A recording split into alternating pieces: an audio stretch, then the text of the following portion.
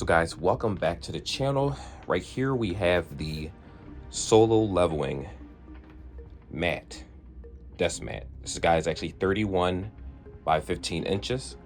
And I ended up getting it at Ross recently for $9.99. Just make sure that price tag is right. Yeah, $9.99. It's a little junky over here, but this is the old one, right? Put this over here. Actually, wipe my computer off. Turn that back on. All right. This might need the Punisher knife to tear that open.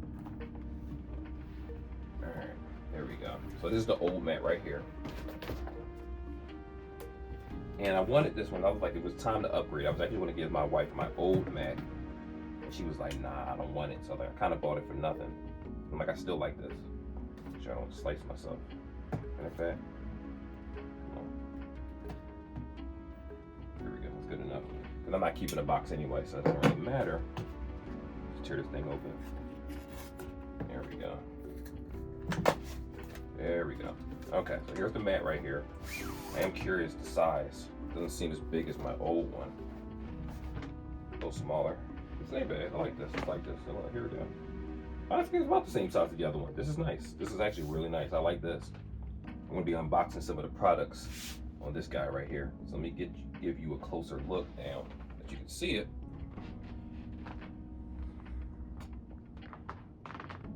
Here we are.